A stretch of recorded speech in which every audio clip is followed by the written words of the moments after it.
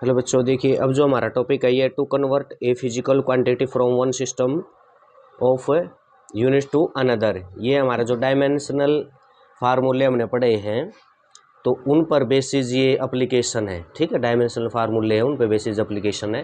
तो first application में क्या है, to convert a physical quantity from one system of unit to another. हमारे पास एक सिस्टम ऑफ यूनिट में है कोई फिजिकल क्वांटिटी और हमने उसको क्या करना है, उस फिजिकल क्वांटिटी के लिए एक सिस्टम ऑफ यूनिट से हमने दूसरी सिस्टम ऑफ यूनिट के अंदर जाना है। ठीक है, जैसे हमारे पास है एसआई सिस्टम में है तो हमने किस में कन्वर्ट करना, उसको सीजीएस में। किस में करना है, सीजीएस में। जैसे 1 किलोग्राम है, 1 किलोग्राम ये हमारा क्या है, एसआई सिस्टम में है। ठीक है, सीजीएस सिस्टम में क्या है, 1000 ग्राम बोलते हैं हम उसको। ठीक है, जैसे 1 मीटर है ये हमारा एसआई सिस्टम में है और 100 सेंटीमीटर हमारा किस में है, सीजीएस सिस्टम में। ठीक है, तो इस प्रकार से ये कोई क्वांटिटी है। क्वांटिटी को कैसे लिखते हैं, N1 U1 is equal to N2 U2। N1 क्या है, न्यूमेरिक वैल्यू है, U1 यूनिट है एक सिस्टम के अंदर, N2 उसकी न्यूमेरिक वैल्यू है, उसी क्वांटिटी की हमारी न्यूमेरिक वैल्यू है सेकंड सिस्टम में, और यूनिट है सेकंड सिस्टम के अंदर U2।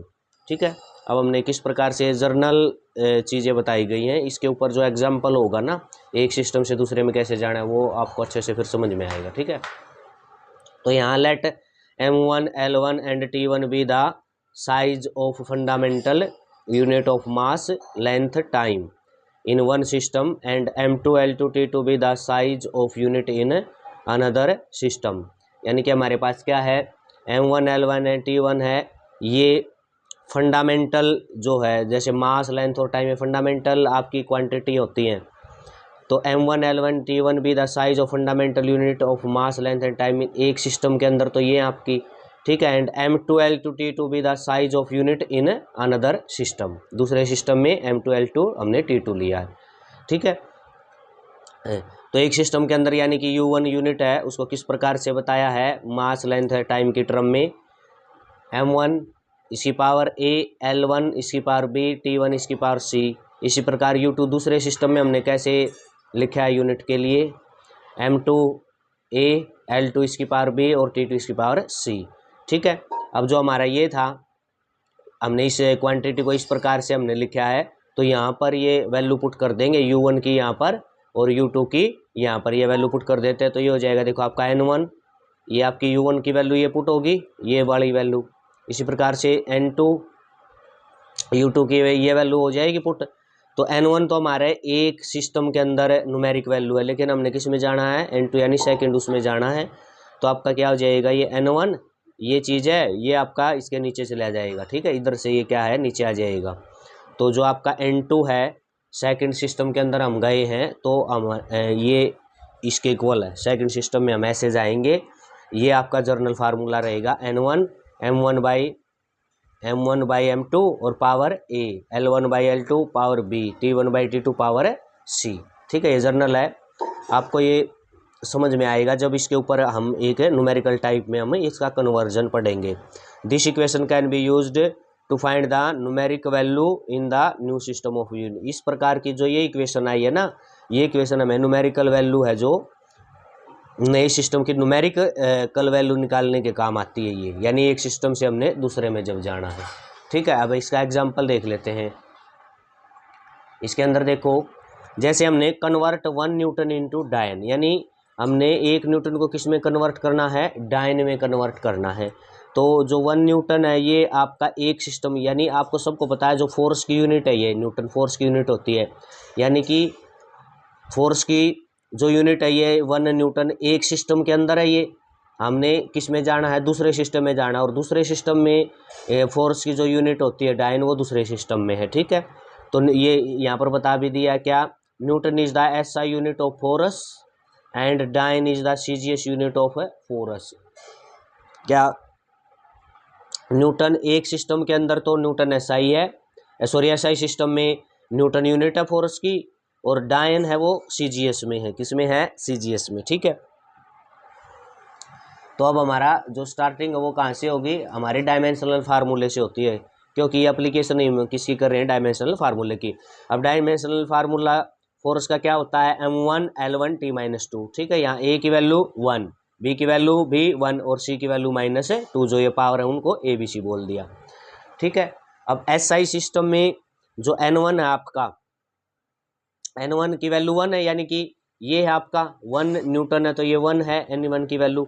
M1 क्या है, M1 या SI सिस्टम में जो मास की यूनिट होती है वो किलोग्राम है, यानी 1 किलोग्राम लेंगे, लेंथ की 1 मीटर और टाइम की 1 सेकंड। ठीक है, इसी प्रकार से CGS के अंदर, CGS में अब हमने जाना है तो N2 हमें चाहिए, N2 हमें चाहिए, तो M2 क्या है यहाँ पर, CGS सिस्टम में मास की जो होती है ग्राम, लेंथ 1 सेंटीमीटर और टाइम में 1 सेकंड, ये आपका यहाँ पर हो जाएगा। ठीक है, अब नेक्स्ट देखते हैं इसमें,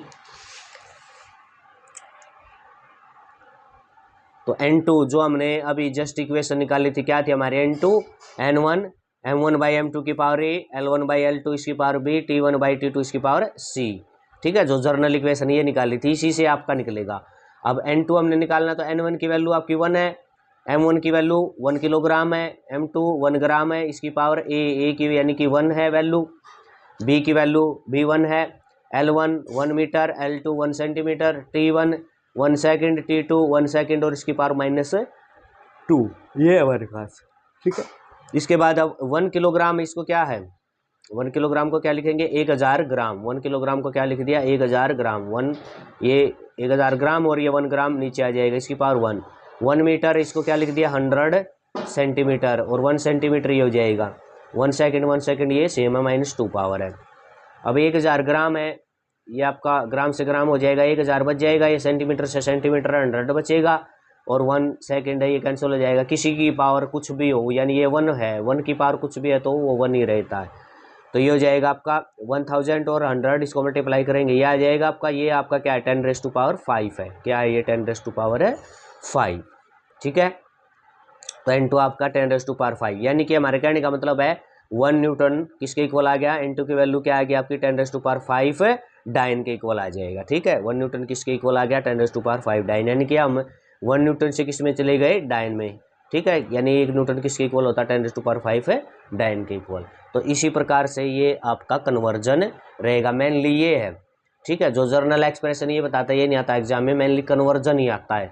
तो जो ये है ना, इस चीज़ को आपने अच्छे से याद रखना, और आपको डायमेंशनल फार्मूला याद होना चाहिए, तब आप इसको क्या है, एक सिस्टम ऑफ यूनिट से इसमें आप सेकंड में आप जा सकते हो। ठीक है, तो इसको अच्छे से आपने कर लेना है। और आपके लिए जो बच्चों है, आपने कन्वर्जन करना है 1 जूल इंटू आर्ग, यानी कि 1 जूल को आपने किस में कन्वर्ट करना है, आर्ग में कन्वर्ट करना है। ये एनर्जी की है आपकी यूनिट जूल, और ये एक सिस्टम में है और ये दूसरे सिस्टम में एनर्जी की है, ये दोनों आपकी यूनिट एक से, आपने जूल से किस में जाना, आर्ग में। ये आपका होमवर्क रहेगा बच्चों, ये आपने करना है। ठीक है, इसको ट्राई करके देखना है। ओके, थैंक यू, इसको अच्छे से आपने कर लेना।